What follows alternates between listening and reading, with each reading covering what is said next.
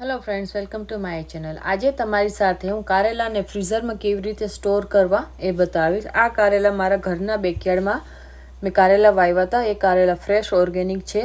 હજી મેં આ કારેલાને તોડ્યા છે, તો મેં ધોઈ અને સાફ કરી લીધા છે. અને હું છાલ નથી કાઢવાની. આ રીતે આપણે રાઉન્ડ કારેલાને કટ કરી લેશું. આપણે આમાંથી છાલ અને સીડ્સ નથી કાઢવાના. જો સીડ્સ કૂણા હોય, બી કૂણા હોય તો તમે રાખી શકો છો. જો સીડ્સ એકદમ કડક અને પાકેલા હોય તો તમે એને કાઢી શકો છો. તો આ રીતે પહેલાં હું રાઉન્ડ સ્લાઇસ કરી લઈશ. આ રીતની ગોળ આપણે કાપી લઈશું. તમને કઈ રીતે કાપવા છે તમે તમારી રીતે કરી શકો છો. અને હવે આપણે અમુક કારેલાને આ રીતના હાફ આપણે જે આખા ભરીને કરતા હોય છે સ્ટફ કારેલા, એ રીતે આપણે એને કટ કરીને રાખી દઈશું. અને આ રીતે જ આપણે આ બીજા કારેલાને થોડી આછી છાલ ઉતારશું. જો તમારે છાલ ઉતારીને કરવા હોય તો તમે આ રીતે છાલ ઉતારીને પણ કરી શકો છો. પણ જે રીતે હું સ્ટોર કરીને બતાવીશ એ રીતે તમે સ્ટોર કરશો ફ્રીઝરમાં. કારેલા ક્યારેય કડવા નહીં બને અને ખૂબ જ ટેસ્ટી બને છે. અને ઘરમાં જો ક્યારેય વધારે કારેલા આવી ગયા હોય શાકભાજીમાં તો તમે એને ફ્રીઝરમાં આ રીતે સ્ટોર કરી શકો છો. 2 કારેલાને મેં નાના રાઉન્ડ આખા જે આપણે ભરતા હોય છે નાના પીસ કાપ્યા છે. અને 2 કારેલાને મેં આખા મોટા પીસ કરીને રાખ્યા છે, તમે જોઈ શકો છો. તો તમે આખા ભરેલા કેવી રીતે બનાવવા છે, નાના પીસ કરીને તમે ભરીને કરી શકો છો, અથવા મોટા પીસ કરીને પણ તમે ભરીને બનાવી શકો છો આ શાકને. તો બધા કારેલાને આપણે એક બોલમાં લઈ લઈશું. હવે આપણે આમાં થોડું સોલ્ટ એડ કરશું. અહીં મેં સી સોલ્ટ લીધું છે. તમારી પાસે નોર્મલ રેગ્યુલર જે સોલ્ટ હોય તમે ઘરમાં યુઝ કરતા હો એ તમે લઈ શકો છો.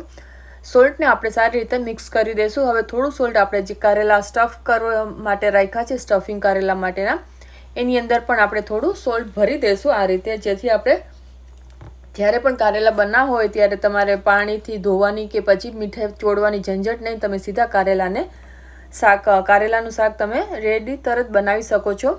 તો આ રીતે તમે જો ફ્રીઝરમાં રાખી દેશો કારેલાને આ રીતે રેડી કરીને, તો જ્યારે પણ તમારે કારેલાનું શાક બનાવવું હોય ખૂબ જ સરળ, ઇઝી પડે છે ને સહેલું પડે છે બનાવવું. ઘરમાં જો કારેલા બધાને ભાવતા હોય તો તમે આ રીતે સ્ટોર કરી શકો છો.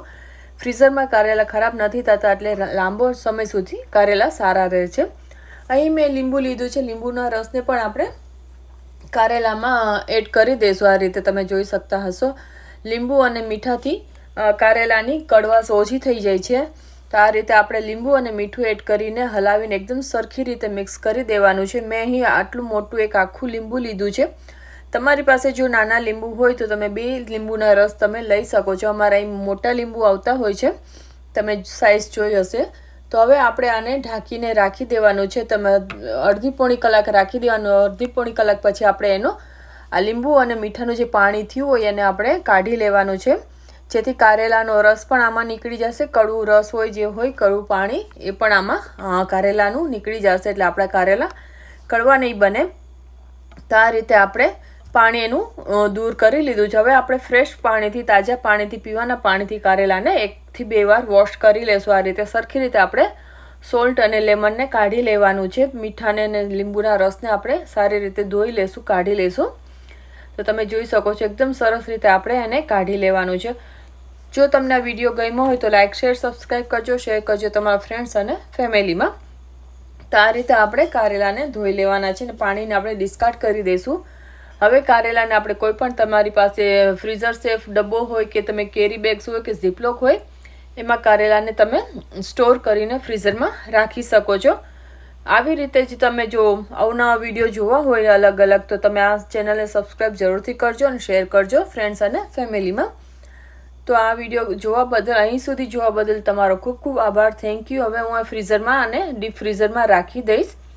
જ્યારે પણ હવે આપણે કારેલા યુઝ કરવા હોય, શાક બનાવો, ત્યાં રેડીલી આપણને કારેલા અવેલેબલ મળશે. તો થેન્ક યુ ફોર વોચિંગ. મળશું નવા વિડીયો નવી રેસિપી સાથે.